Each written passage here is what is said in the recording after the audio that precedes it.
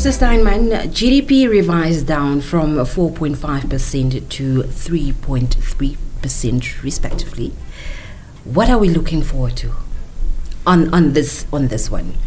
Elsabe, there is more than one institution in Namibia that has a GDP forecasting model, and they're not all the same. If you look at National Planning Commission, you will get a certain set of forecasts based on their data sets. Not very accurate according to my experience, but not thumbsuck. It's a different methodology. Then if you look at Bank of Namibia, where you have the real mind power, the ability to really crunch the numbers, if you look at the way the data sets that they use and the way that they interpret that data into possible statistical outcomes, you would see that Bank of Namibia is next level. They're playing in a league of their own. So what I've quoted there for you is what comes from the mid-year budget review, meaning from the minister's speech. And she is quoting national planning statistics. And they reduced the forecast from 4.5 to 3.3%. Now, that looks like just 1.2 percentage points. I mean, 4.5 to 3.3. It's very easy to calculate. Looks very insignificant. But this is one of those things that I love explaining to people, because once they understand it, a light goes up for them. That 1.2 percentage points is actually a 27% adjustment.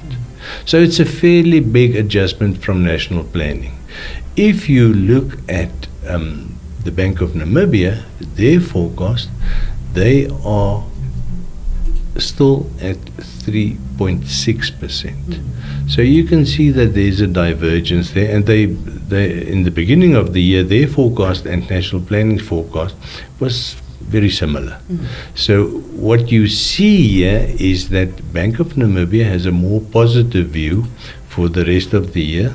Remember, the way the government financial year works is that we are only halfway now in the fiscal year. And I'm not going to repeat that lesson. you passed that test already. And I pay far more attention to what the Bank of Namibia says than what national planning says. So you're asking me what ahead. And remember the first part of our talk, I said, when I said regular, I said the private sector is holding back. And you know why everybody is holding back? Because they are now, after nearly 4 years of oil and gas, and still not everybody driving a Mercedes-Benz. Everybody is sort of standing back and looking to see what is going to happen, which way the economy is going. And what we're waiting for now, we're waiting for a type of catalyst, but nobody knows where the catalyst will come from. It may be a black swan catalyst, or it may be a regular catalyst. But I think this is where the economy is. This year is going to be seen as a very neutral, as a sort of not participating directly from the private sector, but looking at things to see which way things are going. And the fact that I say this is, and I'm saying this with great care, not to exaggerate, is because I see Bank of Namibia has a fairly positive view for the next 6 months, but also for the second and the third year after that. Far more positive than national planning. And remember, national planning works with government policy. So their view, their bias, their kaleidoscope through which they view everything is government policy. Bank of Namibia works with foreign investors. So their view is the international world. And the international world feels zilch for you and me. They look at projects. Where can they invest, and what returns can they realize from this project? You see.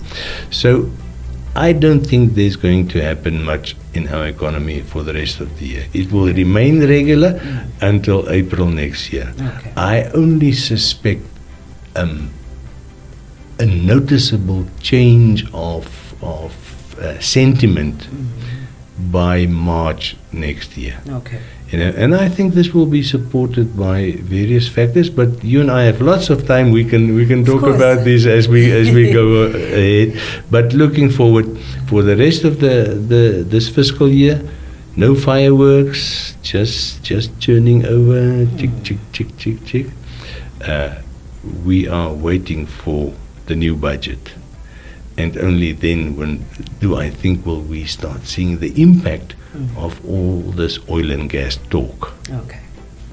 Well, on that note, we have to say goodbye.